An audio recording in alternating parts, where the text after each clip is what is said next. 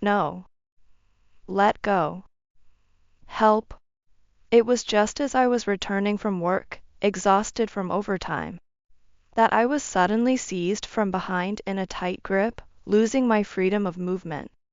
I tried to call for help, but a large hand covered and sealed my mouth. Despite desperately trying to escape, I couldn't break free from the firm grasp. Eventually, I was dragged into a dark, cramped shed in the garden. I felt my life was in danger. Oh no. Someone help me. Calm down, it's me. The voice of the person holding me down from behind reached my ears. Recognizing the familiar voice, I stopped resisting. I cautiously turned around, and through a slight opening in the shed door, I saw the face of my brother-in-law illuminated by the light. I'm sorry for doing this so suddenly. But this was the only way. The one restraining me was my brother-in-law. His apologetic expression was deadly serious, and it was clearly no prank or joke. Seeing that I had calmed down, he gently removed his hand from my mouth.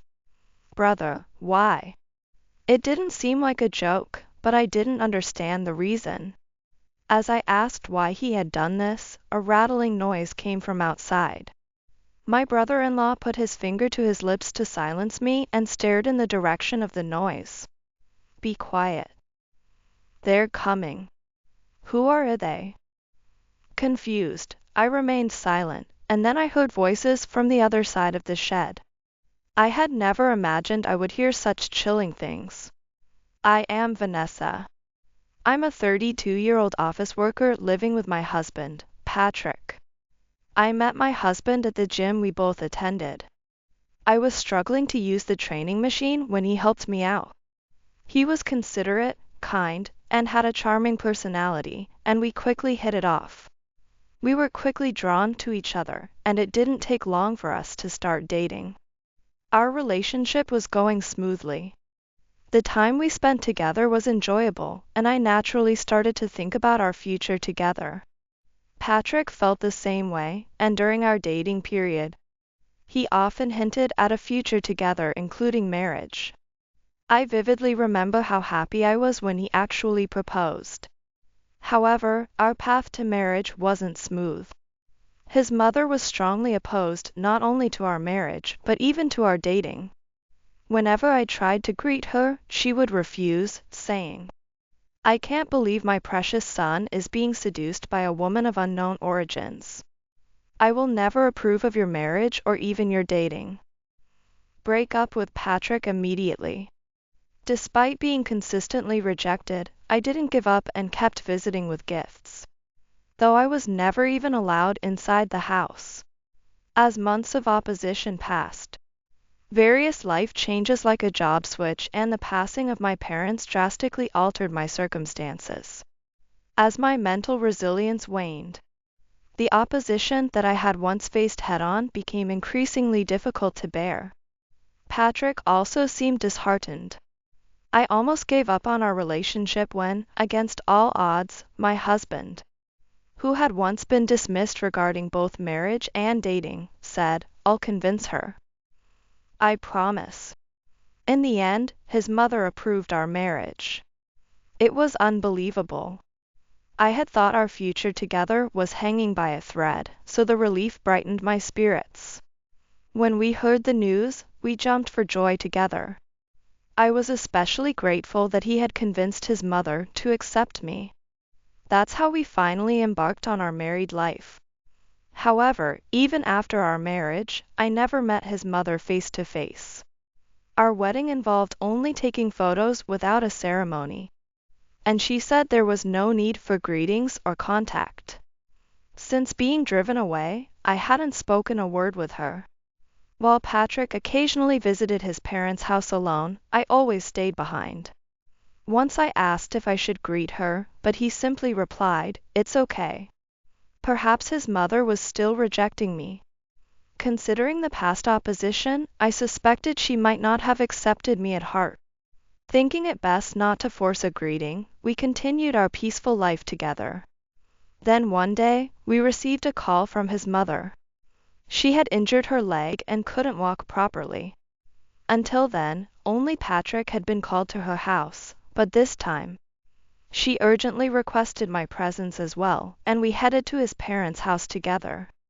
Facing his mother for the first time in years, I felt tense. It's been a while, Mother. I'm Vanessa. My voice trembled slightly with nerves. His mother, with her leg bandaged, looked at me with the same sharp gaze she had years ago. Yes, it's been a while. I've been hearing about you from Patrick. Vanessa, I didn't accept your relationship with Patrick until now. But let's put all that behind us, shall we? She smiled as if to encourage me. Put it behind us? It was more like she had been the one rejecting from the start, but I remained silent and listened. It would be good if we could become a proper family now. Then you'll be more comfortable living here, right, Vanessa? Her tone was somewhat commanding. Was she suggesting that I move in and take care of her?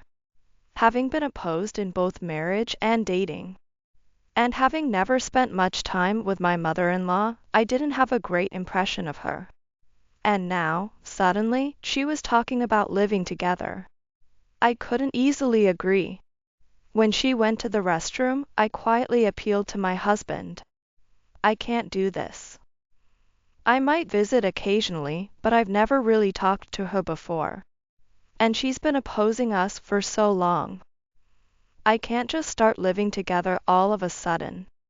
Like during our marriage, I hoped my husband would decline for me. However, instead of showing any sign of retreat, he placed his hands on my shoulders. Don't say that, think about it. This could be a chance to deepen the relationship between you and my mother, Vanessa. You wouldn't want to keep having tensions with her, right? That might be true, but if you take care of my mother, I'm sure she will come to appreciate you more. She said she wants to let bygones be bygones, so it will be all right. She's not the same person she used to be. I'm always on your side, Vanessa, so let's try this together. Hearing this from my husband, who always tries to meet me halfway, made it even harder for me to refuse. Indeed, because of the past opposition, I didn't have a great impression of my mother-in-law. But what my husband said made sense.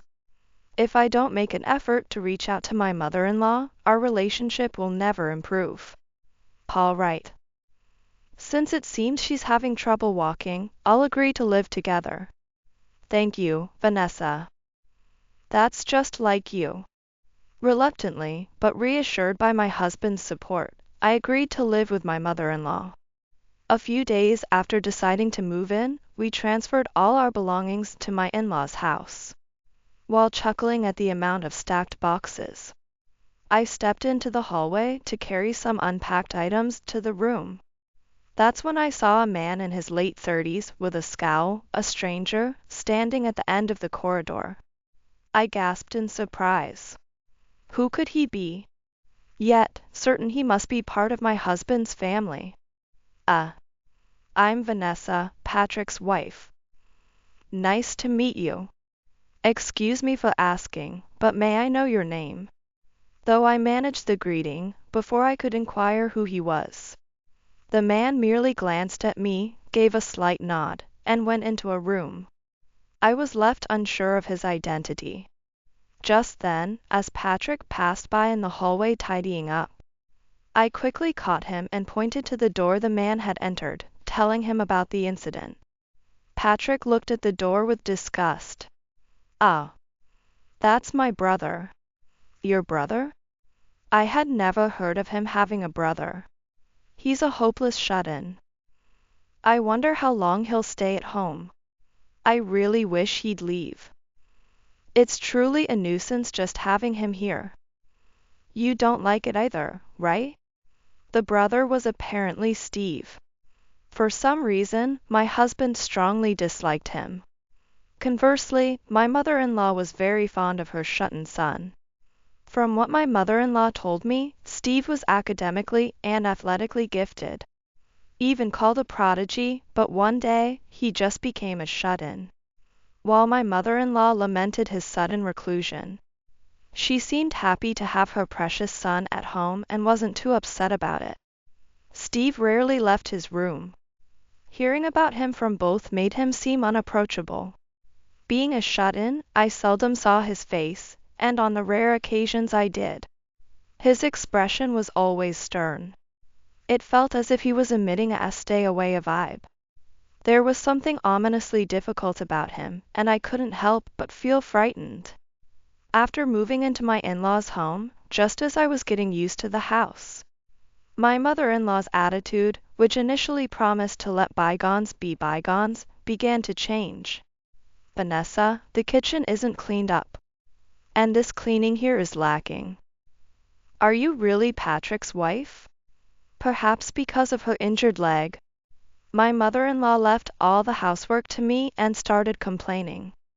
She had recovered enough to walk around quite a bit, but there was no sign of her doing any housework. As I also worked, it was difficult to manage perfect housekeeping every day.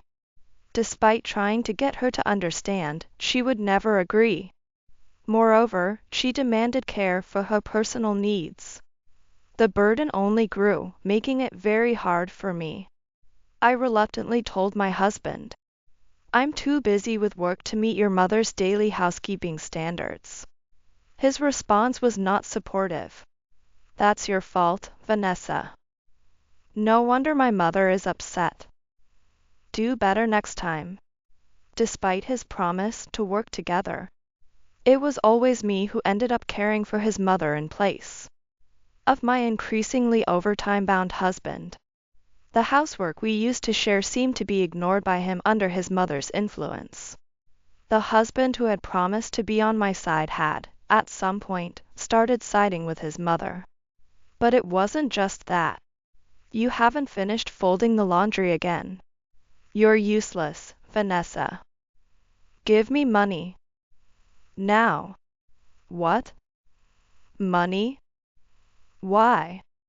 "It's a penalty for not being able to do the housework and making my mother angry. You deserve a penalty since you didn't manage." My income was confiscated by my husband for not managing the housework well. I only received the bare minimum for living expenses. My mother-in-law and husband used my confiscated money to buy whatever they wanted and indulged in luxuries. Meanwhile, I was forced to live frugally. My husband wasn't originally like this, but now any trace of his former kindness was gone. Yet, I still wanted to believe in him. I thought maybe he was just temporarily influenced by his mother, and that he would return to his old self. Holding on to that belief, I continued to do the various household chores after my mother-in-law and husband had gone to bed. One night, as I was washing up in the kitchen, Steve appeared in the dimly lit hallway. "Ah, brother-in-law. Sorry, it's late at night. Did I disturb you?" I was inwardly startled by the rare encounter. Although I had tried to be as quiet as possible, I worried I might have woken him. "No, it's fine. Don't worry about it." That was the first time I heard Steve's voice. Until then, it had just been nods of acknowledgement, so I was surprised he could speak. With a low, calm voice, he took a drink from the fridge and returned to his room. Though we rarely spoke and he still had an unapproachable dark aura, I didn't think he was as bad as my husband hated. Maybe it was because I unconsciously compared him to my nagging mother-in-law and the husband who had lost his kindness. I felt a strange relief being able to talk normally, and I continued my chores. A few days later, one morning when I had to leave home earlier than usual for work, I hurriedly finished preparing breakfast. "Vanessa, could you organize this shelf for me? I want to put in some new magazines I bought. And clean it up a bit while you're at it. Please do it now." As she spoke, my mother-in-law pointed to a bookshelf crammed haphazardly with books and files. A shelf she always managed carelessly. It would take a decent amount of time to organize. However, the clock was ticking towards the time I needed to leave for work. I really didn't have the time. I'm sorry, I have to go to work now. I'll take care of the bookshelf when I get back. I don't care about your job. I'm in trouble here. Can you organize it now? Reluctantly, as I tried to decline, my mother-in-law became angry, urging me to hurry. She could easily do the organizing herself, but it was I who was truly inconvenienced by her unreasonable demands.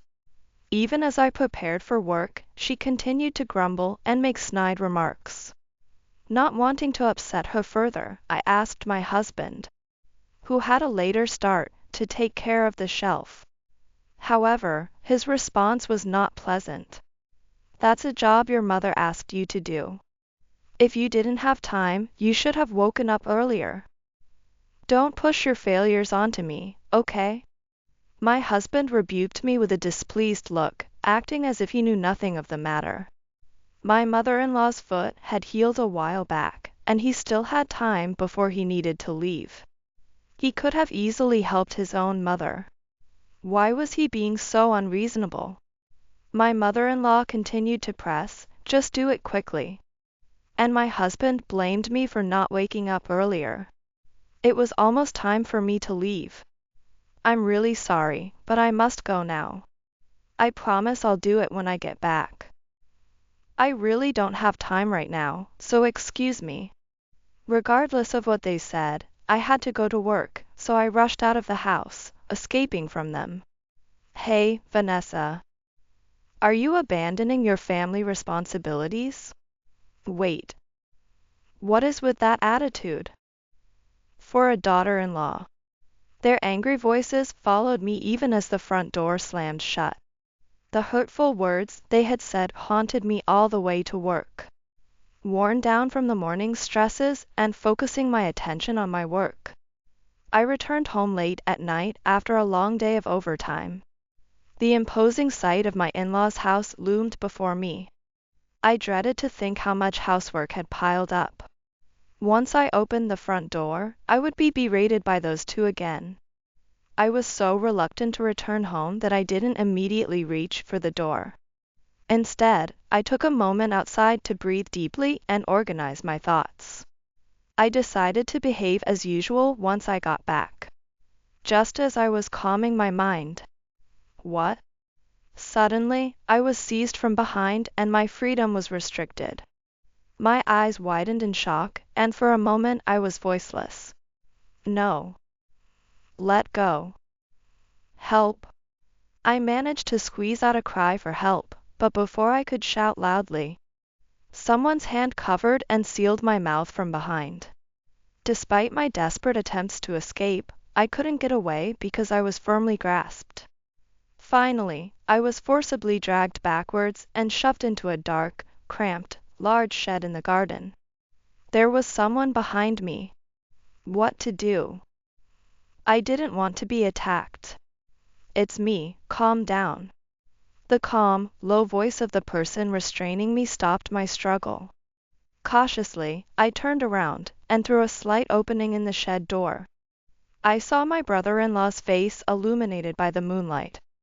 I'm sorry for doing this so suddenly. But there was no other way. I won't do anything more, so please trust me and calm down. His face was dead serious. It didn't seem like a joke or a prank, and as I calmed my racing heart, I stopped resisting and he gently removed his hand from my mouth. Brother, why?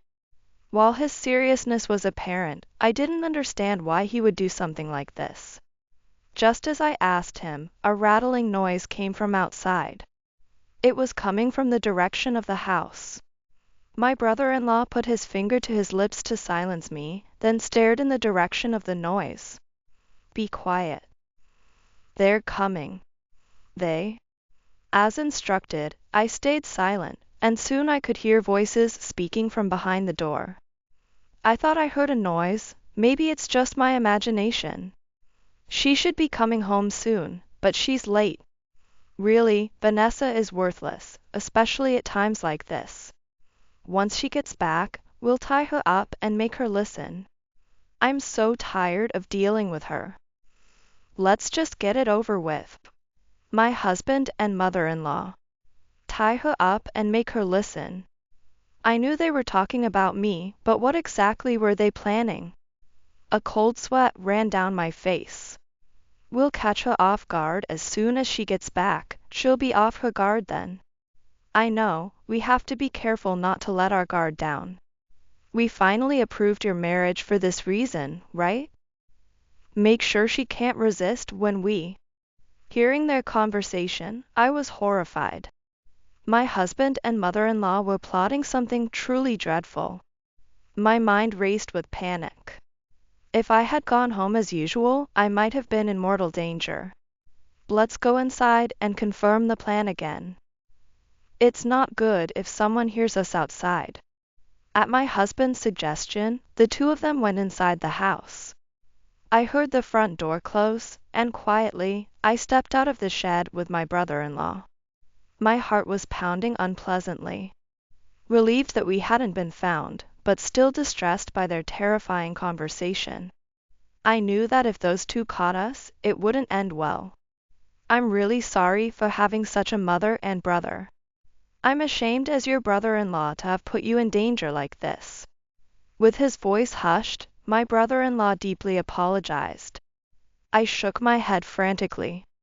No, it's not your fault, brother. If anything, I owe you my life, thank you. But why were they saying such things? I'll tell you what I know later. Right now, we need to focus on getting out of here. Once Mom and Patrick are asleep, Vanessa, you need to escape as soon as possible. Despite being tormented, I had no recollection of them ever threatening my life. My brother-in-law's expression hardened, and he said, "Talking here increases the risk of them finding out." He was right. It was time to escape. We exchanged contact information and quietly entered the house once the lights were off. With my brother-in-law's help, I managed to gather the bank books that had been taken from me, and packed a minimal amount of belongings to safely escape from the house. I rented a vacant hotel room and took the next day off work. Early in the morning, I received messages from my husband and mother-in-law saying, "It's shameful not to return home. Come back immediately." I ignored both. Finally settling down, I contacted my brother-in-law. After briefly updating him on my situation, he was relieved to hear I had escaped safely. When I asked what was really going on, he replied sternly, "Actually, I accidentally overheard Mom and Patrick talking about targeting your assets." Targeting my assets? But my salary had been confiscated by my husband and mother-in-law. That must be a mistake. My salary was confiscated. Wasn't there something else? Perhaps a large inheritance from your parents. They were targeting that. His words made me realize something. Indeed, there was another bank account. It contained a large inheritance from my deceased parents. They had been targeting that inheritance. According to my brother-in-law, Patrick had discovered my parents' inheritance while we were dating, and he used it to persuade my mother-in-law, who had been strongly against our marriage. Blinded by the prospect of inheritance, my husband and mother-in-law conspired. They pretended to be on my side to marry me, then planned to take every last bit of the inheritance. I felt a darkness before my eyes. Neither my kind husband nor the approving mother-in-law had ever existed. It was all a sham to seize the inheritance. I'm really sorry for having such a terrible family. Actually, the reason I became a recluse was also because of family issues. He had been interfered with by his mother in his career and marriage prospects. His desired job was ruined by his mother's daily complaints to the company, claiming it wasn't suitable, and his potential wife was harassed persistently. Constantly demeaned by his brother, my brother-in-law lost hope and secluded himself at home. But this incident has been a wake-up call. If I stay under the roof of a parent who could harm their son's wife, I'll end up ruined too. I'm going to leave home, inspired by you, Vanessa. His voice sounded determined. Fortunately, as a former prodigy, my brother-in-law had talents that would make employment easy. And he had been receiving some passive income, which he partially gave to his mother. Apparently, my husband had been jealous of his brother, who was not only talented but also favored by their mother from a young age. I will also take steps to cut ties with my husband and mother-in-law. Please take care too, brother-in-law. I needed to settle things soon. With resolve, I ended the call and headed to the city hall to pick up a divorce form. It was the first step in separating myself from them. After living in the hotel for a few days, I set up a new home and went to work daily. I still received messages from my husband and mother-in-law, but I ignored them all. However, an incident occurred. Frustrated by not being able to contact me, my mother-in-law and husband actually stormed into my workplace. That woman has run off with our precious money. Vanessa is here, right?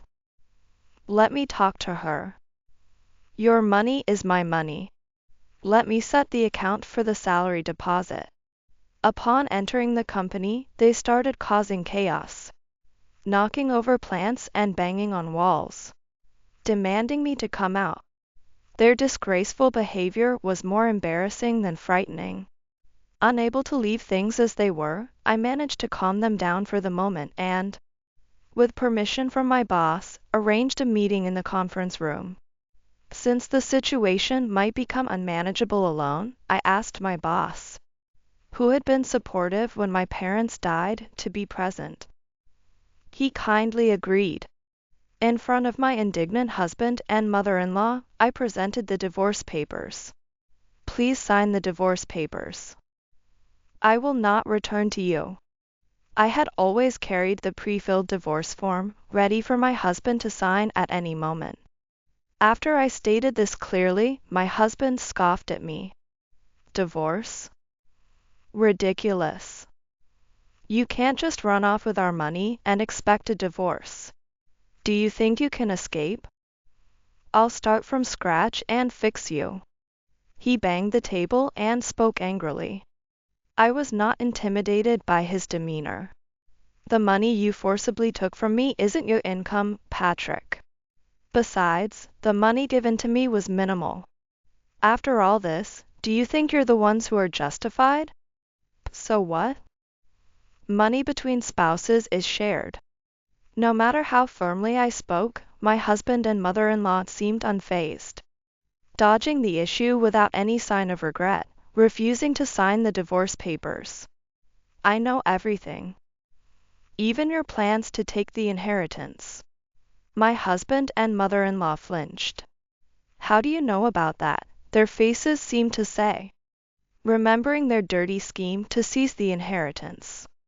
Shall I file the divorce or call the police? Which would you prefer? Calling the police is an exaggeration. Yes, it's an exaggeration.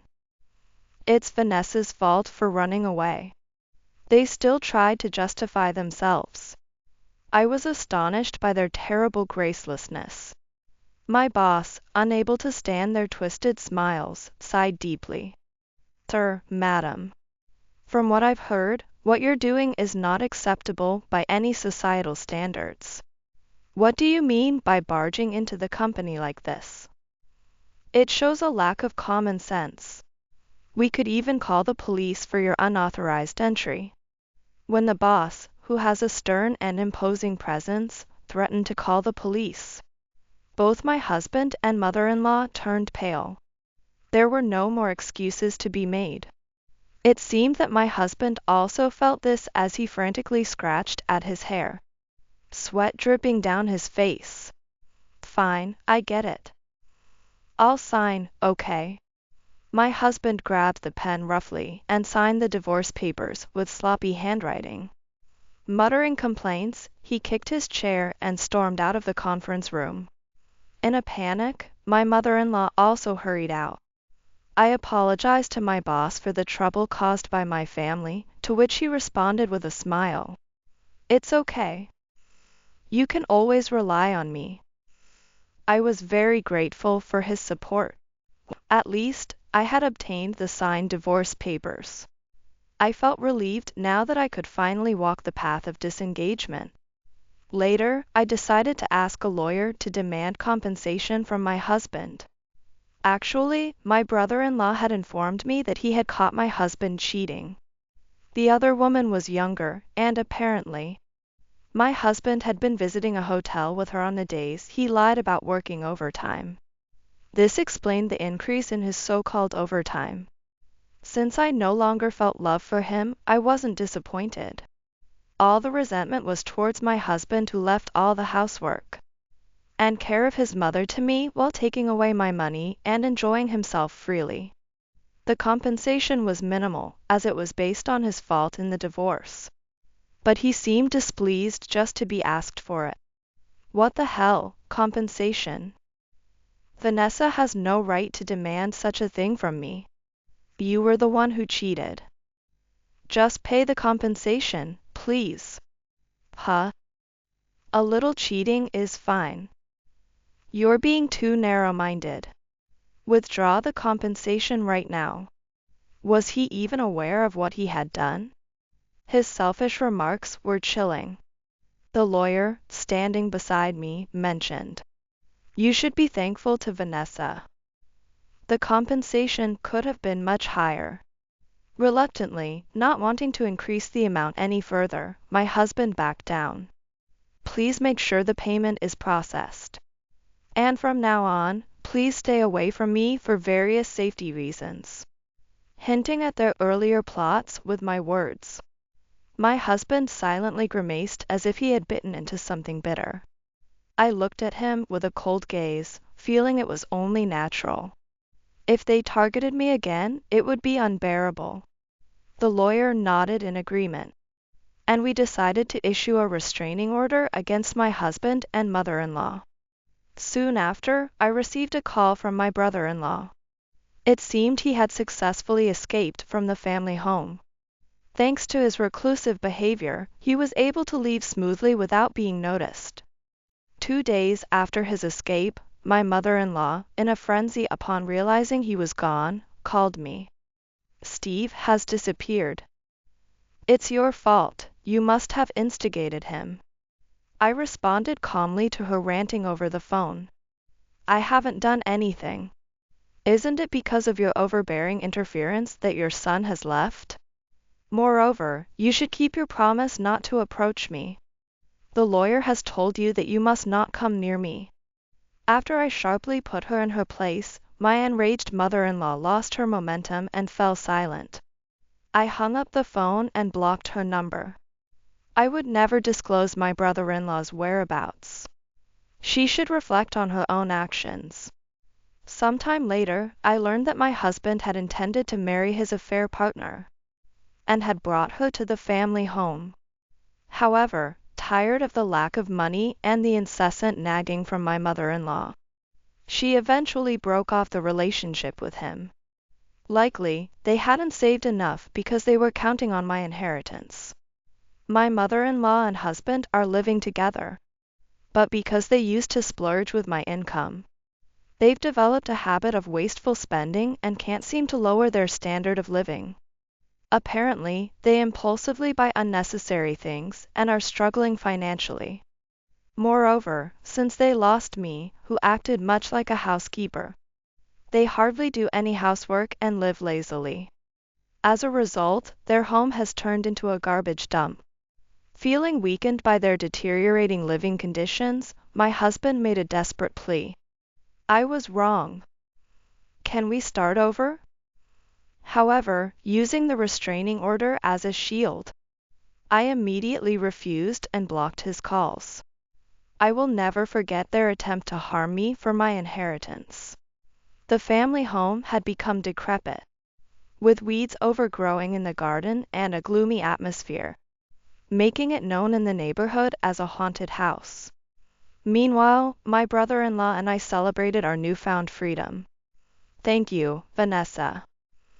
Thanks to you, I can start over in life. Released physically and emotionally, my brother-in-law seemed softer in demeanor. He was my comrade in escaping that house. Now, neither of us was bound to that place anymore. Steve and I had taken the first steps towards leading our own free lives.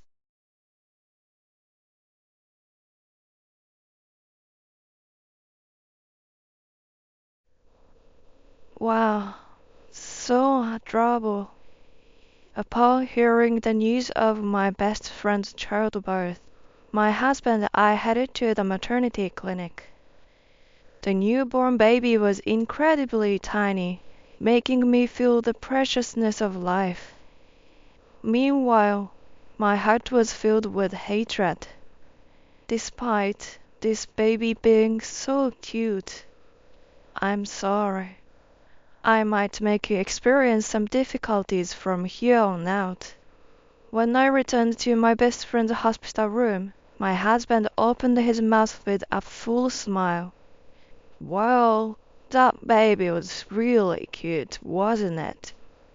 Upon hearing his words, my best friend smiled happily, saying thank you. Then my husband also turned his smile toward me. Right, you thought the baby was cute too, didn't you? Yes, looks just like you. Huh? The expressions of my husband and my best friend hardened at the same time. To them, I delivered my final notice.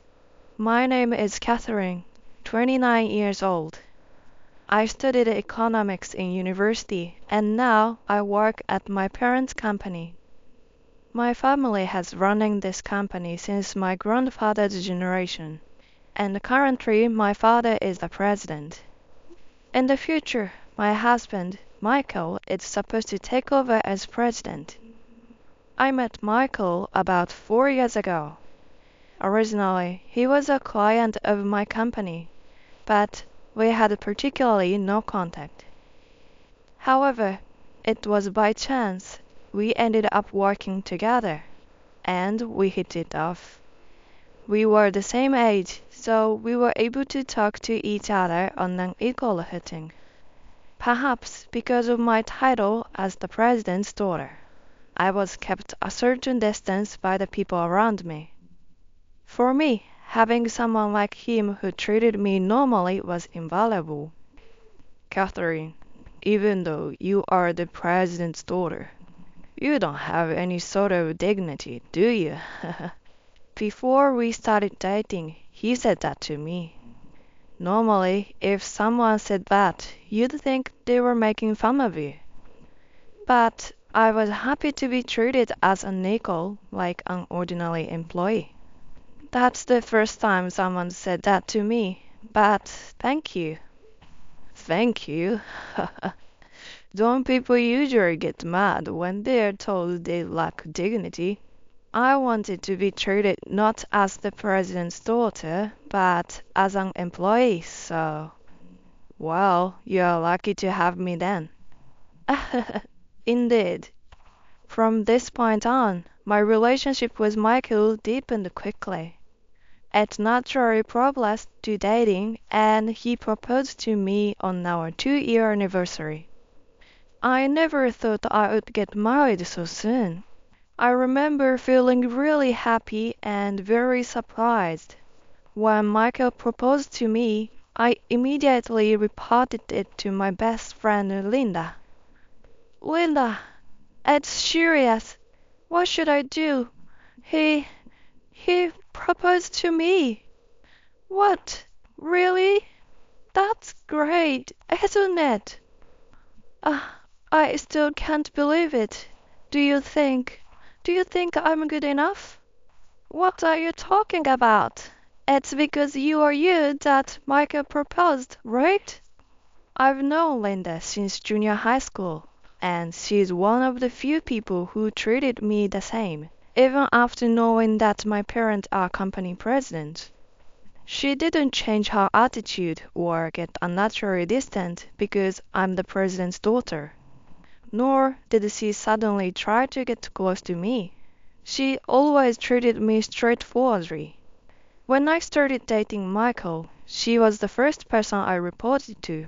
We have met several times as a trio, and Linda self praised Michael as a wonderful person. It really is a joy when your loved one get along with each other. It seemed that Linda was genuinely happy about the proposal. 2 years have passed since I got married to Michael. We still don't have children. This is because we rarely have marital relations. Apparently, my husband's company is busy, and he seems to be working overtime on weekdays. On the contrary, my company is relatively calm, and I can usually go home on time. After that, my daily routine was to prepare dinner. On this day, I was preparing dinner. I received a call from my husband. When I answered the phone, he spoke with a voice full of apology. I'm sorry, Catherine. I'm going to be late again today, so I don't need dinner. What? I've already started making it. I'm sorry, but I can't help it, right? I can't go home. Then why don't you eat when you get home? No, my subordinates are also working overtime, so I'll get something to eat before I go home. As a boss, I have to treat them at times like this. Besides, I have to work hard now to succeed your father, right? That may be true, but anyway, that's what's going on. I'll be late, so you can go to bed first. After saying that, my husband hung up the phone without waiting for my response. As the disconnection sound rang, my irritation grew. What was that tone just now? I always ask him to tell me earlier if he doesn't need dinner. And why has he suddenly started working so much overtime since we got married? When we were dating and just after we got married, my husband always came home early. Despite that, in the past year or so, my husband's return has become significantly later, and we often don't see each other on weekdays. I don't want to have children soon, but that's not the issue right now. My husband doesn't seem to feel the same way, and on his days off, he either sleeps at home or goes out on his own. We hardly spend any time as a couple, and only my frustration have been accumulating. One day, I received a message from Linda and decided to meet her for the first time in a while. As I was waiting at our regular cafe, Linda arrived a little late. Sorry for being late. Things were a bit chaotic before I left home. It's totally fine. I have a lot to talk about with you. What's up? Did something good happen?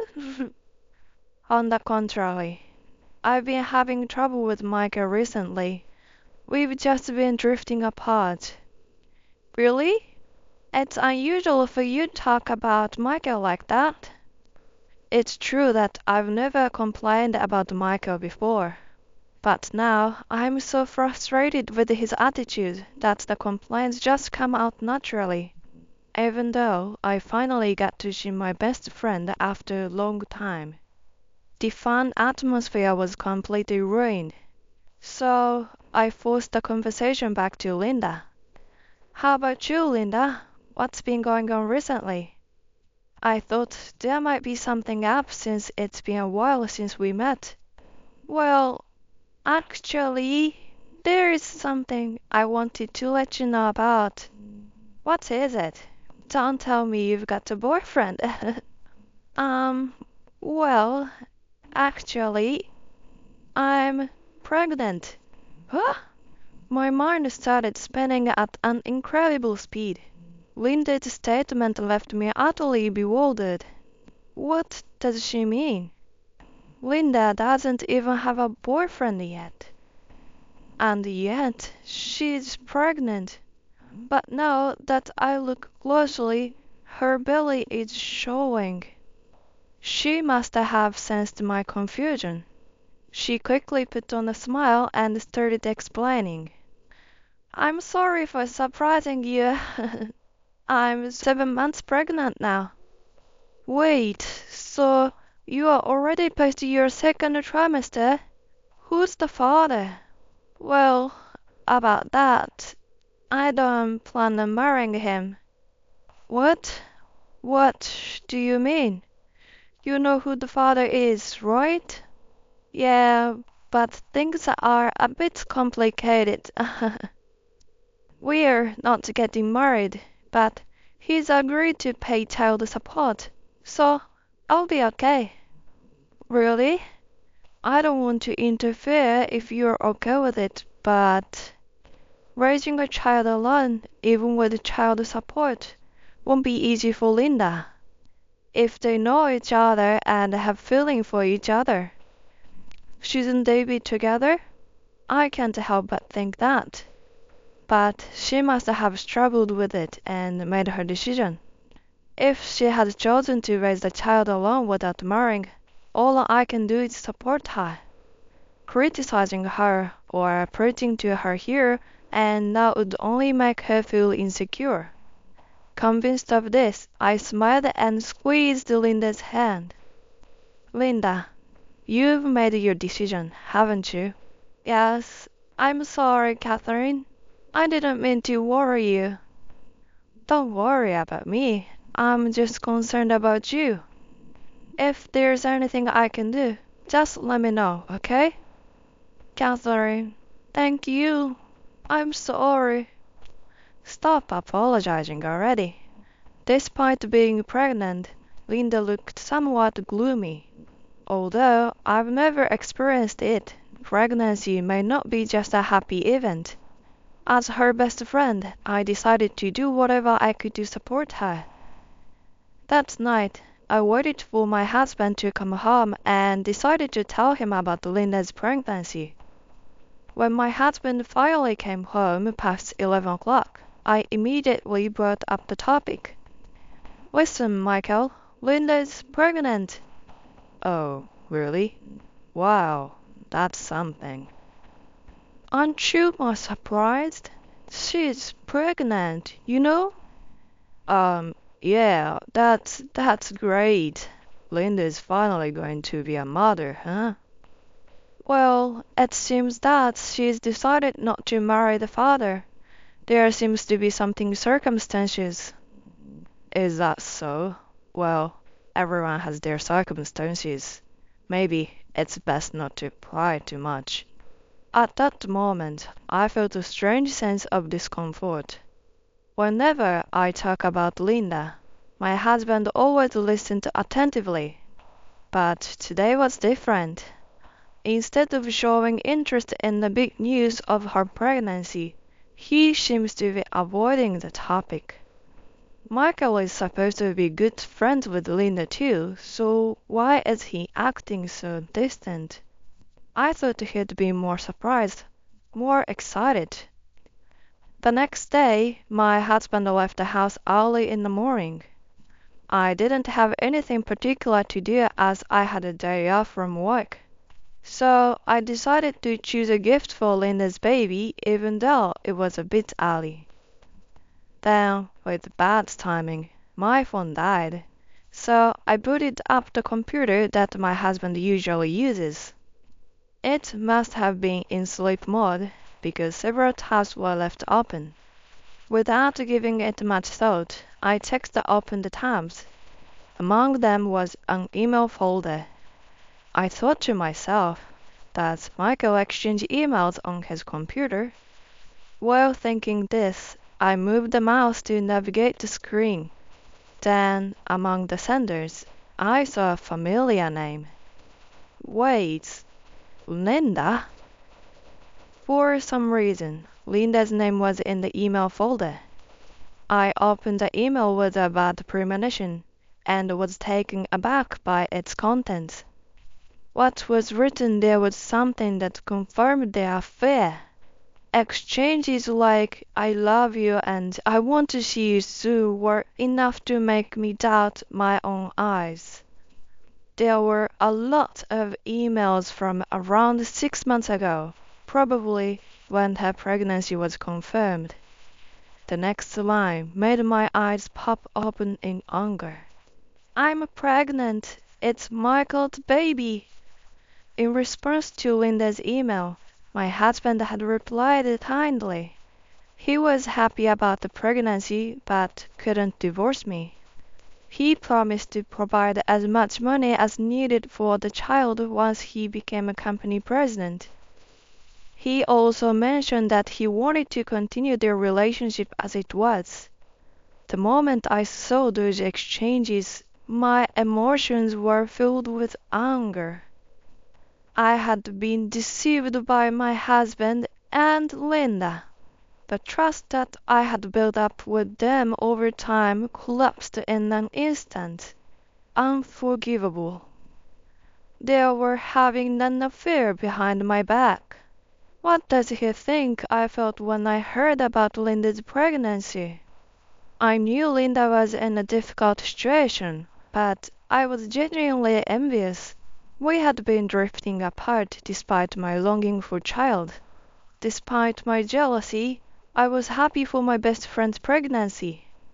Yet, I had been betrayed long ago. From that day on, I decided to gather evidence of the affair. Not only the exchange of emails, but I also hired a private investigator to look into my husband's affairs. Almost daily, it turned out my husband was visiting the apartment where Linda was living alone. On holidays, the two would even go to shopping mall in the neighboring prefecture to shop for baby goods.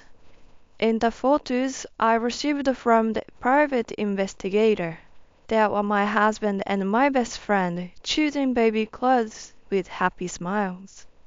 I was supposed to be filled with anger, but for some reason I couldn't stop crying. It should have been me with Michael. But it's too late to think about such things now. I've already decided to take revenge on them. When enough evidence had been gathered and I thought it was about time to confront them, I got a message saying Linda had started labor. I decided to hold off confronting them about the affair in this situation and decided to wait for Linda to give birth. The next day, I got a message from Linda saying the baby was born safely. Then my husband suggested, "Let's go see her," armed with evidence. I accompanied him to the maternity ward where Linda was hospitalized.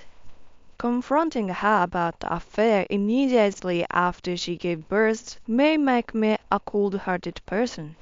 Still, I couldn't back down. We were led to Linda in her hospital room, and my husband and I headed to the newborn room. There were a few newborns, and Linda pointed to one of them. "That's the baby I gave birth to. It's a bit small." "Wow, it's really cute. You did a great job, Linda." "It was super painful, but once the baby was born, I forgot all about it." Mothers are amazing. On the other hand, my heart was filled with hatred. Even though the baby is so adorable, I'm sorry.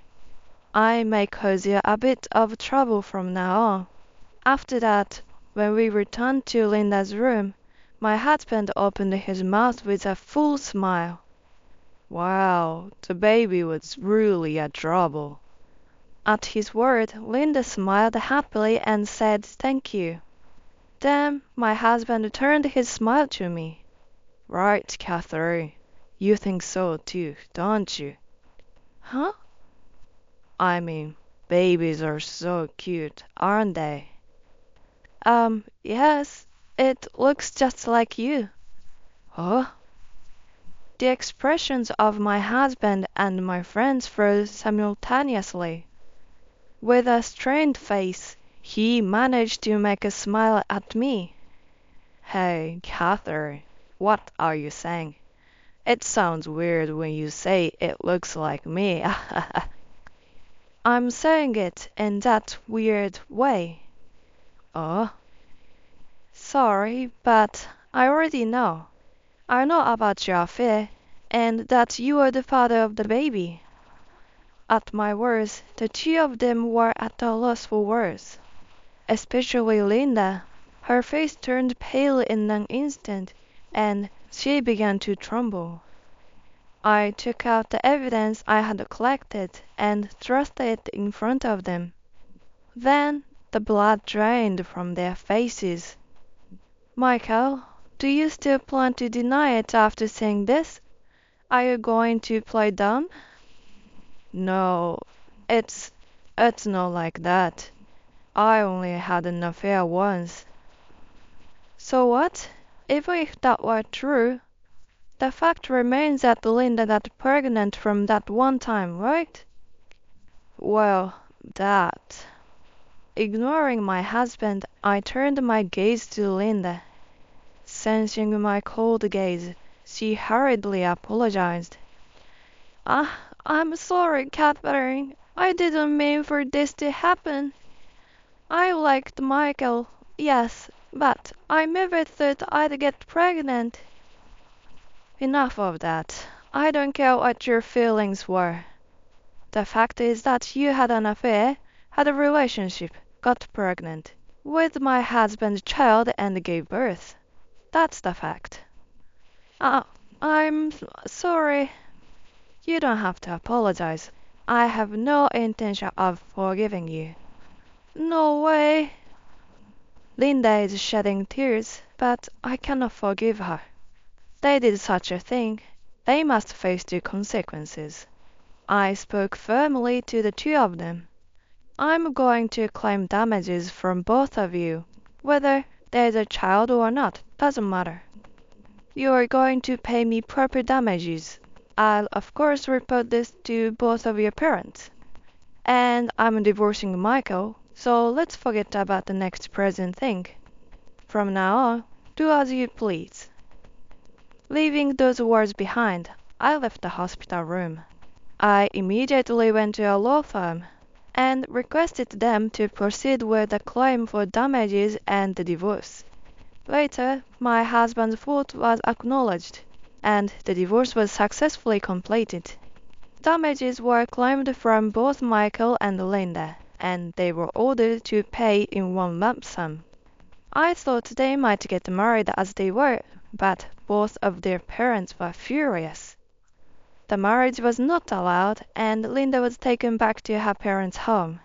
Her parents took care of the child, and Linda had to work day and night to repay the debt she owed due to the damages. Michael, for his part, had been doing his job at the company half-heartedly, thinking he would become the next president, and had been telling everyone around him, "I will quit soon." As a result, he was completely ostracized within the company, and of course, there were no promotions in his future, and he seems to be viewed with disdain by those around him. Apparently, they haven't seen each other since then. I can't help but feel a sense of "you reap what you sow" serves you right. As for me, I'm working hard every day. After divorcing Michael, I became a candidate for the next president, and I'm trying hard to meet the expectation of those around me. I want to repay my parents for the worry I caused them by succeeding in my work. Marriage isn't everything. I'll find happiness in my own way. What do you think? Even when asked, "How would I know that make up your own mind?" he said, not willing to listen to me. Thinking about how James and his friends could spend the rest of their days in Saipan without anyone disturbing them, I realized there was no longer a need to hesitate. When we returned home, we quickly started packing. "Can we move right now?" "Yes, it's fine." We quickly arrived and started moving out our packed belongings. Then we immediately headed to the real estate agency. I wanted to sell my house. The employee at the real estate agency was a very kind person and helped us with the procedure to sell the house on the same day. Now James had completely lost his home. My name is Kate, 43 years old. I live in an apartment in the city with my husband James. I married James 5 years ago. Because we got married late and were not blessed with children, we don't have any kids. But still, because of James' words, life's joy isn't about just children. I'm not bound by the guilt of not being able to have children, and I am able to enjoy each day.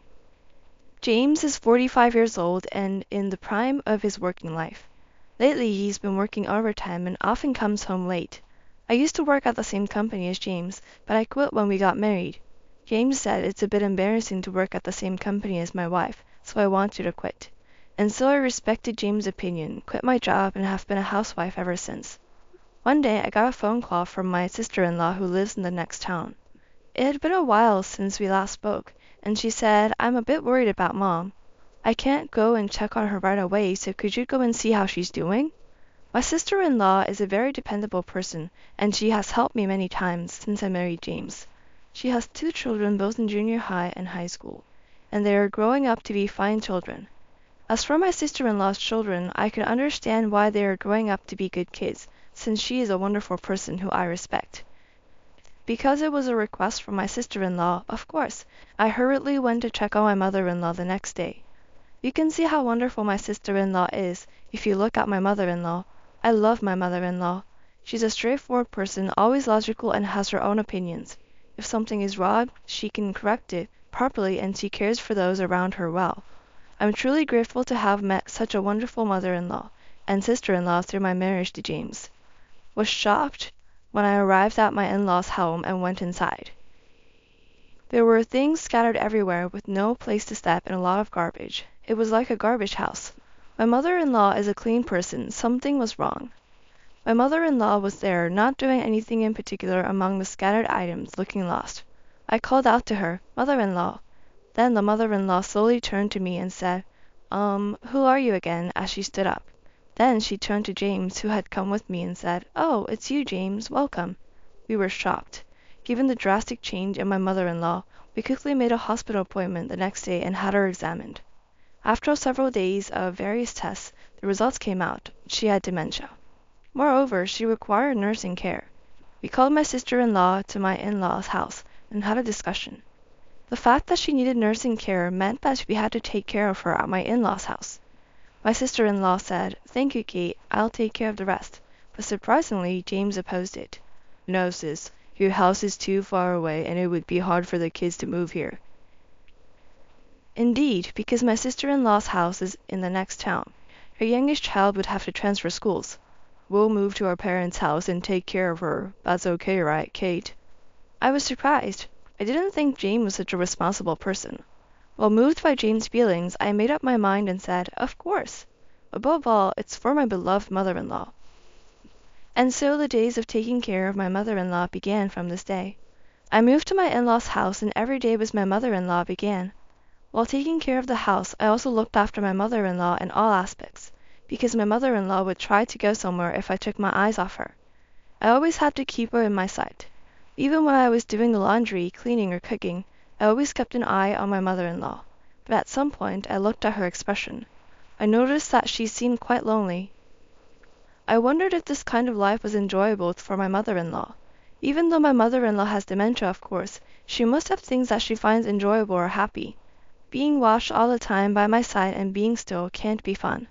I tried asking, "Mother-in-law, would you like to help me hang up the laundry?"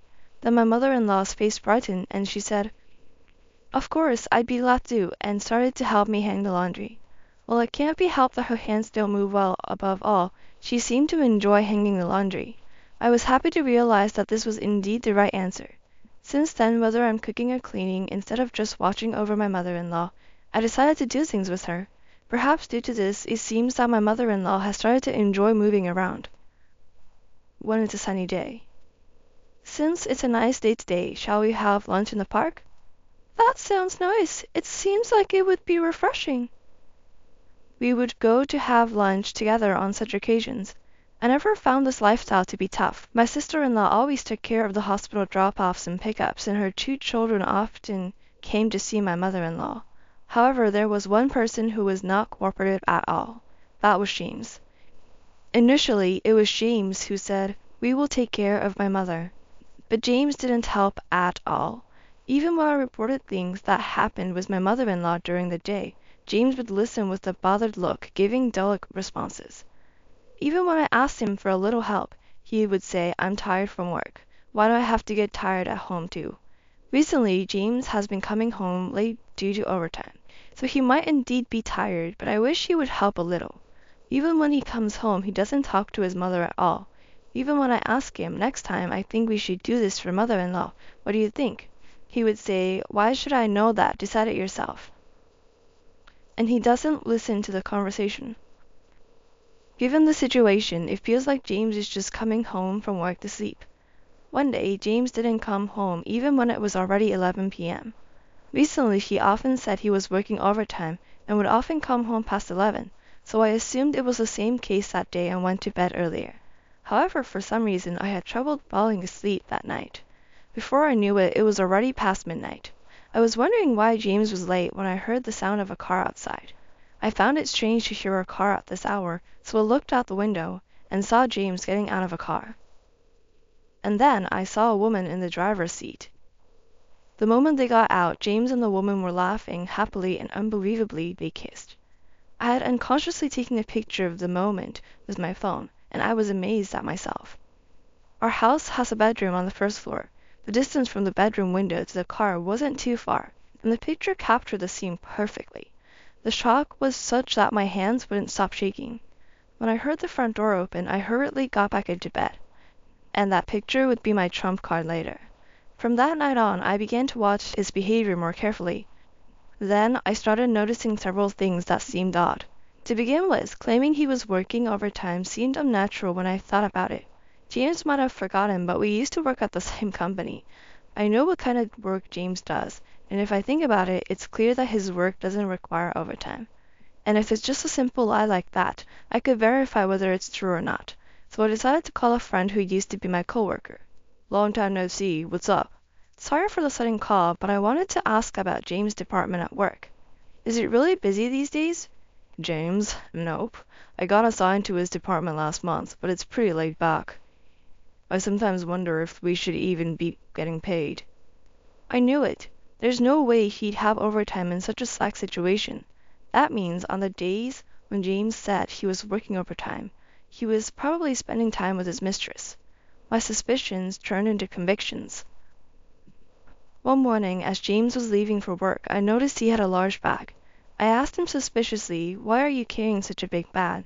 He seemed strangely flustered and stuttered, "I suddenly have to go on a business trip for a week. Please take care of things while I'm gone." "A week? Where are you going?" "Oh, well, I'm not sure yet. I need to check at the office, so I'm leaving now." And with that, he left in a hurry. I sent a message to my friend on text. "Is there anyone on a business trip today?" "I'm not sure, but there shouldn't be. We haven't had any big assignments recently." Just as I thought. That means he plans to leave the house for a week to meet his mistress. Then I heard my mother-in-law calling my name. "Kate." And then she showed me a piece of notepaper. On it, written in James' handwriting, was a name that seemed to be a hotel, a phone number, and the dates and room numbers for today and tomorrow.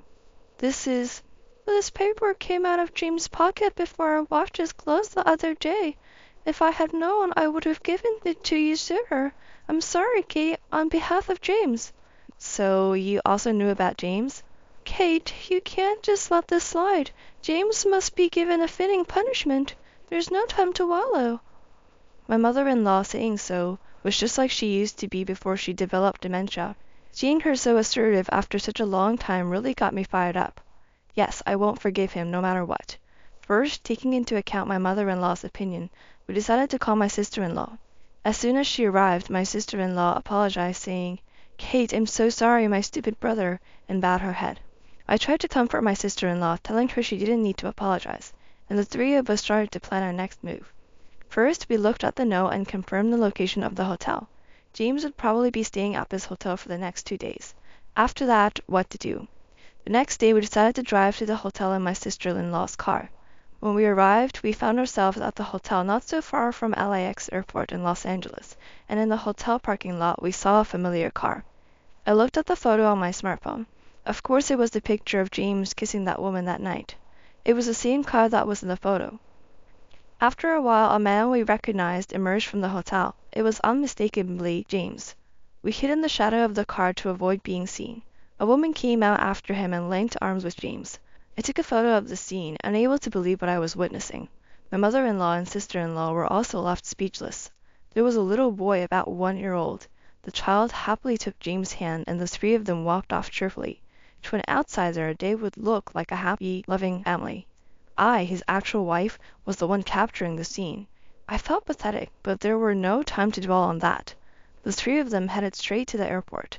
They left the car at the hotel. Upon arriving at the airport, they laughed and joked around, before disappearing into the airplane boarding area. Their destination was Saipan. Thinking about James and his companions spent the remaining days happily in Saipan without any interruptions. I no longer had any doubts. When we got home, we quickly started packing while tidying up the house.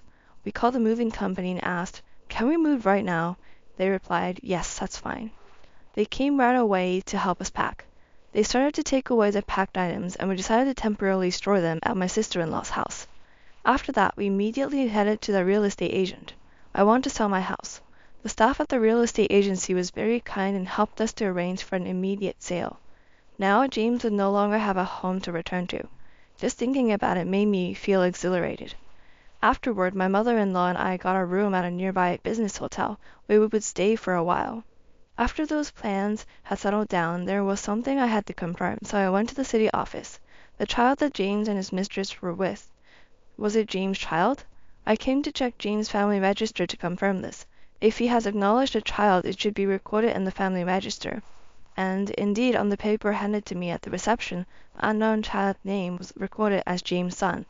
James had indeed told me that children are not the only joy in life, but did James want a child? Because he couldn't have a child with me, did he cheat and have a child with someone else? Even if I think about it, only he would know, but my mother-in-law said I couldn't just let this go and cry myself to sleep. I will never forgive him. 7 days later, a call came in from James to my smartphone. "Hey, where are you? I can't unlock the door and get in." Well, that's to be expected since I've already sold the house. What? What are you talking about? Congratulations on your 5-night, 6-day trip to Saipan. It must have been fun. With the three of you, wasn't it? I wonder if it made for good memories. Huh? I could tell James was frozen on the other end of the phone. I continued. Your home is no longer there. We've moved and sold it. You should go home to the woman and the child you have. Wait, it's not what you think. That's not my child. I was finally so angry at James for still making excuses at this point that I unleashed all the anger I'd been holding back. Don't you dare joke with me. You even recognized the child, and now you've had enough of making a fool out of me. Do you think your excuses are going to work now? I don't ever want to see a terrible man like you again. Perhaps because this was the first time I'd ever been so angry, my husband fell silent. I had been speaking on speakerphone, and my mother-in-law spoke up. James, just so you know, no matter how much you try to talk your way out of it, it's impossible. We have all the evidence, and the lawyer is listening to this call. Kate will be claiming damages from you, so be sure to pay them without fussing. And by the way, I'm cutting all ties with you as a parent. Don't even think about relying on me. And I won't leave you a single penny of my inheritance. Wait, what do you mean, Mom? You're not suffering from dementia at all, are you? You idiot! I do indeed have dementia, but when Kate is so hurt and in such a crisis, what good would it do if I didn't pull myself together? Kate has been devoted to me all the time. I can't be her mother-in-law if I can't repay that. Hearing these words, I couldn't help but tear up. Even though my husband treated me so terribly, I truly believed that having met such a kind mother-in-law and a supportive sister-in-law who were always there for me was truly a blessing. I was the happiest bride. After that, James paid me the $57,000 in compensation that I had requested all at once. Although it was quite a large amount, thanks to the great work of my lawyer, we managed to get him to pay the full amount. The photos that served as evidence were definitely useful, but what was most effective was indeed the existence of a hidden child. The fact that I couldn't have a child was one of the reasons, but thinking about it now gives me a complicated feeling. I reported all the intricate details about James' affair to his company, and he became the talk of the town there. However, the rumors weren't good ones, so everyone from his colleagues to his bosses looked at him with cold eyes. Even so, having paid the compensation and depleted his savings, he couldn't afford to quit his job, and it seems that he is now miserably working every day at the office, shrinking under everyone's contemptuous gaze. His mistress Trent called on him when his savings ran out, and it seems he is not even allowed to see his child, but he still has to pay child support, so it seems his life is pretty tough both financially and mentally. The eldest child of my sister-in-law got accepted into a university and started living alone. As a result, my mother-in-law started living with my sister-in-law. I bought a piece of land and built a small single-story house there. That's where I started my new life. I'm now using the qualifications I already had to do a job I can do at home. My mother-in-law and sister-in-law often come over to play at my house, so I never feel lonely. My mother-in-law's dementia seems to have disappeared like it was a lie. The hospital doesn't call it a recovery, but my mother-in-law always says it stings to me. From now on, I want to find more joy in my life and live happily every day. Emily, come right away! Rushing over at the teacher's words, I found my son collapsed on the spot. He had collided with his friend and fallen from the playground equipment and was unconscious. No matter how desperately I called my husband for help, he wouldn't come to our son's side for his work. No matter how busy he is with work, this is too much. Despite our son being rushed to the hospital, then it hit me. The terrible reason he can't come to our son's aid. My name is Emily. I live with my husband, Todd, and our elementary school-aged son, Chris. Todd works in the hotel industry, so he doesn't have weekends off, and he can't participate in most of Chris's school events. He has never shown up for parent-teacher meetings or sports festivals. Even when we received a letter about a parent-child excursion, I still had to ask him, knowing he probably wouldn't be able to go. Todd, there's a parent-child trip during the next holiday. Holiday? I can't. I have work. Knowing this, yet I feel lonely. I heard from other mom friends that they are making arrangements to participate with their spouse. Some of the other husbands also work on weekends, but it seems like they're adjusting their schedule to take that day off. As I give it a shot with those words, Todd clearly became irritable and retorted, "So what? Are you telling me to take a day off too? You do understand my job, right?" "You're right. Sorry."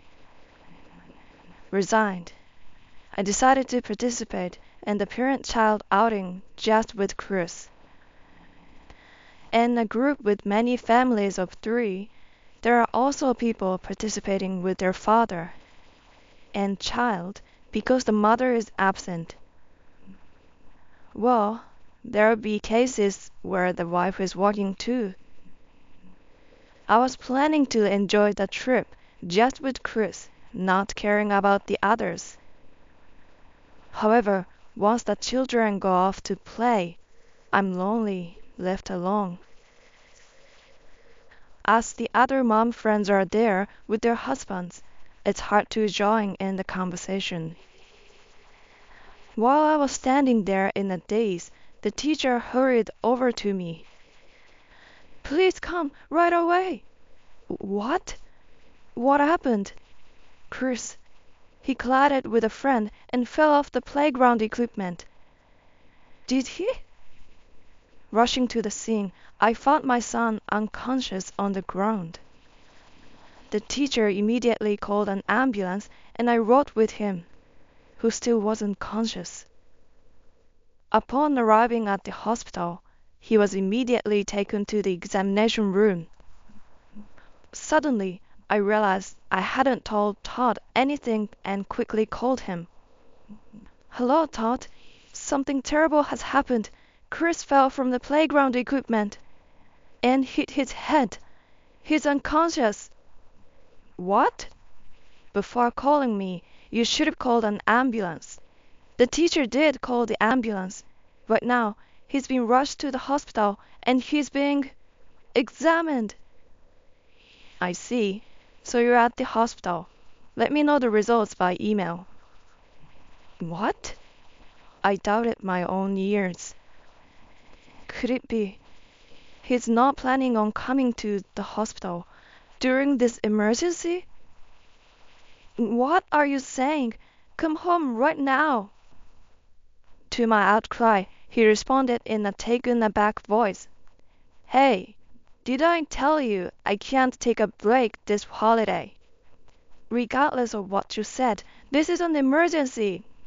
You're at the hospital, right? There's nothing I can do if I go. For now, we just have to wait for the results. Let me know when you know. Bye. Saying that, he abruptly ended the call.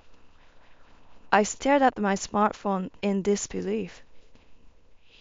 Even at a critical time like this, for our son, he wouldn't come home. As I stood there, stunned, a man approached me. Are you Chris's mother? I'm Henry's father. The man who approached me was the father of Henry, the friend who collided with Chris.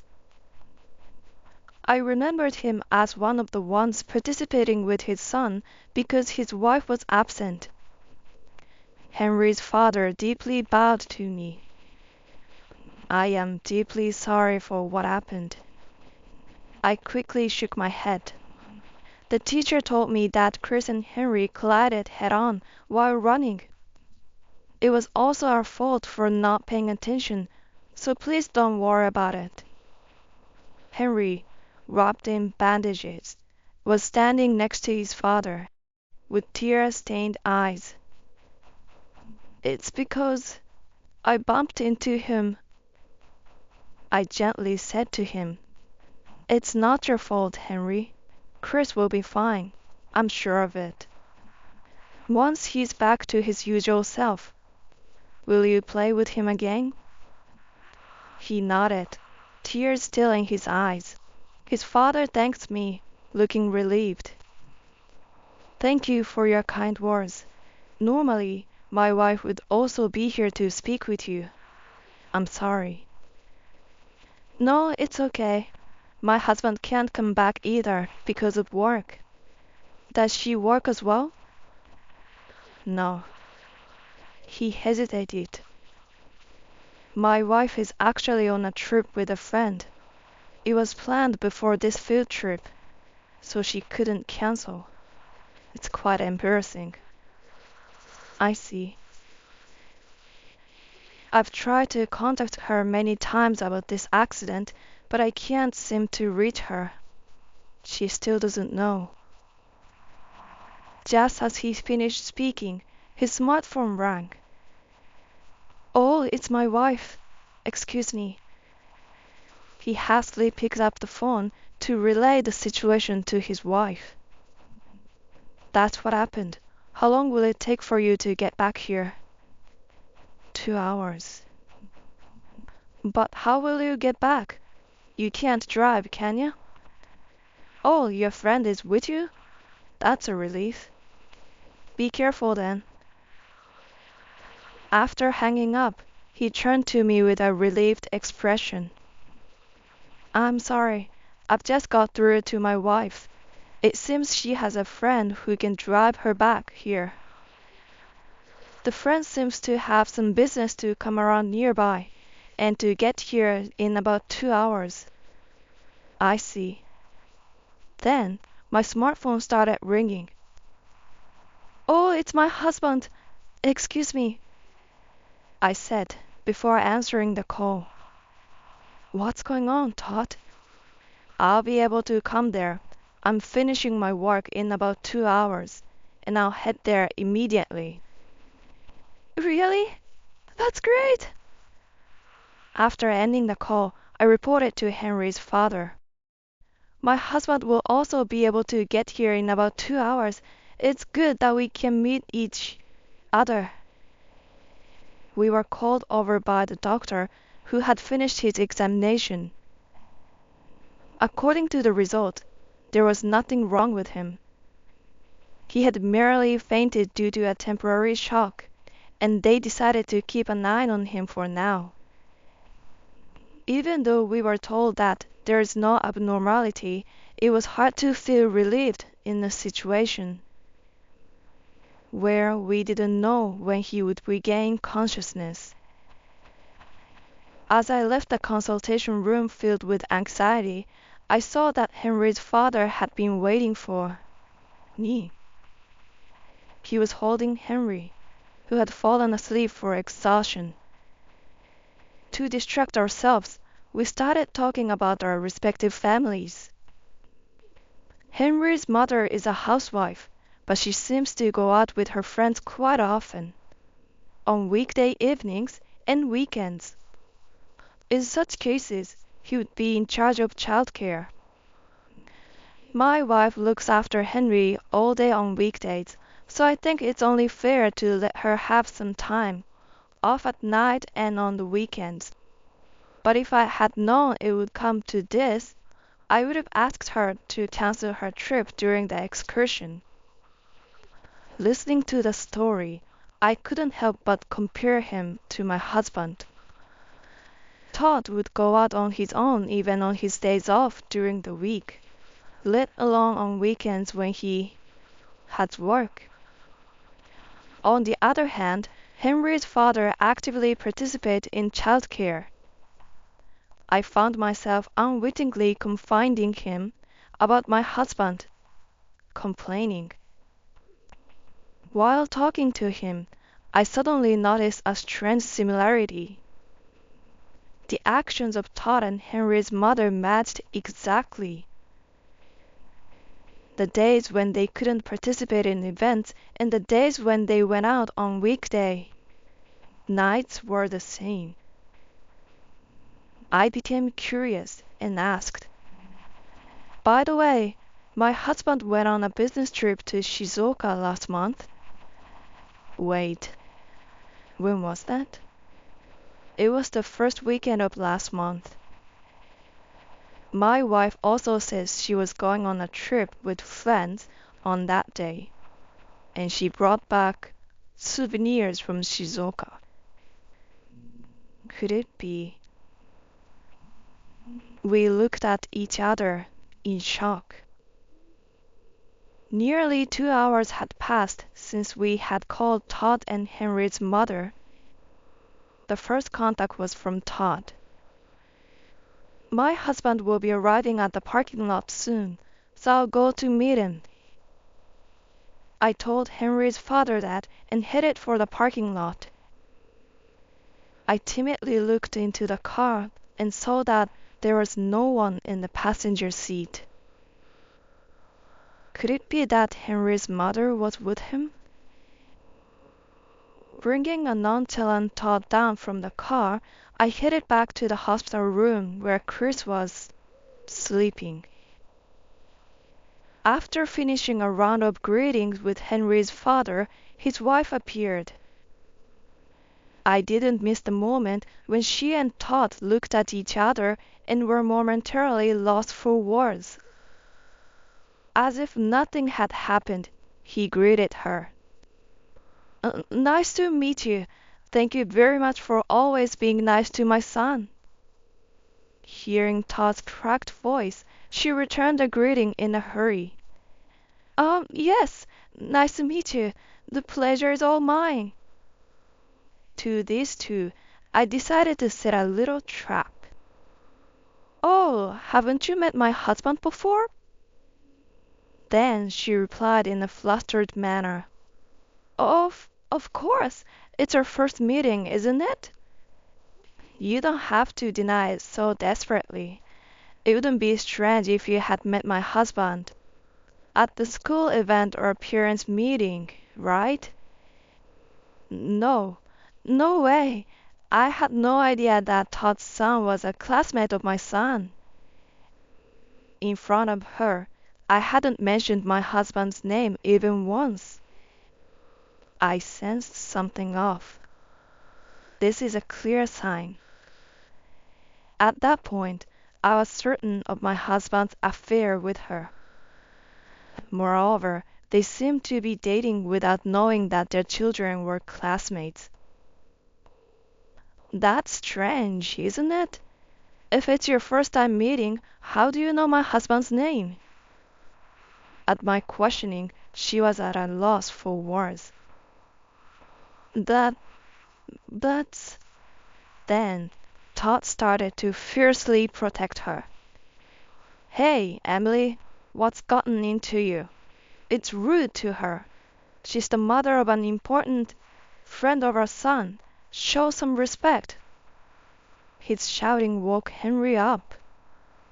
Then, pointing at Todd, Henry said, "Oh, it's the guy who comes to our house."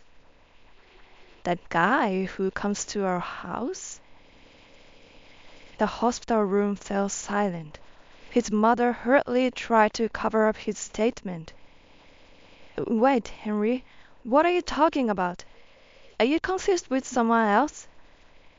He looked stupefied. Then he continued, "I'm not mistaken. Dad, lend me your tablet." Henry received the tablet from his father and showed a picture with ease. "Look at this." The image was of a train toy that Henry had assembled in his room. "There are railway toy sets released from our toy company." "What's this? Isn't this the one you always play with?" Henry pointed to the person in the background of the train toys in response to his mother's curious question. "This is you, right? I remember because I look at this picture from the time to time." Looking closely, you could see the living room behind the children's room. And there was Todd chatting amiably with Henry's mother. With this, there's no room for excuses anymore, I muttered while glaring at them. Henry's father was also shaking his shoulders with anger. He yelled at his wife. "While I was at work, did you bring your lover into our house? And this date, isn't it the day I wasn't home because I was on a business trip?" I was also shocked when I saw that date. This date. It was also the day when Todd wasn't home because he was on a business trip, right? Don't tell me you stayed over at Henry's house? Th- That's because she said it was okay. Todd quickly admitted to the affair and blamed it on Henry's mother. She heard this and hurriedly countered. "What? Are you blaming me? You said it was a waste of money to stay outside." Henry's father put a stop to their ugly argument. "Enough. It's disgraceful as a mother to let your lover stay in a house where there are children. You are the worst. I despise you from the bottom of my heart." Todd, who was taken aback by his words, took advantage of the situation and made his mistress the villain. "She really is a disgrace as a mother. At least I've never met her in front of Chris. I do care about my child." "What? What is he talking about?" "This is ridiculous." I was starting to feel angry with my husband. "Stop joking around. You're going to go back to work, even though Chris was unconscious." That's not true. That's why I rushed to the hospital, right?" "That's because she decided to go home, right? You didn't even intend to go home a bit, until Henry's father told her about the child's injury." That's... I thought it would be okay even if I wasn't there. Whether it's okay or not isn't the issue. If you're a father, you should rush to your child's side no matter what when you hear he's unconscious. Yet you prioritize your trick with your mistress. You're not a father, not anything. No matter what you think, I'm Chris's father. What do you plan to do if he doesn't wake up? Can you, a housewife, continue to pay the hospital bills? Without me, you and your son can't survive. Ah, it is frustrating, but I didn't have the savings to keep paying the hospital bills. Do I have to turn a blind eye to Todd's infidelity for now? Just when I was about to give up, a faint voice came from the bed. Mom. Turning around, I saw that Chris had barely opened his eyes. Chris! I clung to my son. He hugged me back firmly and then said, "Even if Dad's gone, I'll be fine. I'll protect you." Upon hearing his words, Todd stood dumbfounded. Chris, why would you say such a thing? Then our son answered firmly, "Isn't that already leaving home? You said so on the phone the other day after Mom fell asleep, didn't you?" On the phone? I heard Dad talking when I got up to go to the bathroom. I don't have any feelings for Emily. If we didn't have a child, I would leave home immediately and be with you. Dad, you said that, didn't you? Well, Todd's face turned pale. That's why I'm going to grant that wish. I don't need to be Dad's child. I don't need a dad anymore. At his son's words, Todd was shocked. On the other hand, I finally made up my mind with Chris's words. I'd made up my mind. Please separate from me. When I told my husband, Henry's father handed me his business card. "I'll help you with your decision." On the business card he handed me was the title of the head of the law firm. Apart from this picture of trained toys, there should be plenty of evidence. Leave the claim for child support to me. I also intend to firmly accuse my wife, so it's two birds with one stone. At his words, Henry's mother suddenly became flustered. "Wait, I haven't agreed to a divorce yet. I won't leave you." Then Henry's father coldly said to her, "Huh? You, who cheated on me, have no right to choose. A despicable mother who cheats in front of her child can't be given custody. If you still object, will you go to court?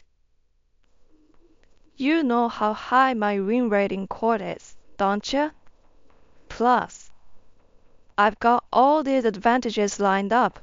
There's no way I can lose." Perhaps she gave up.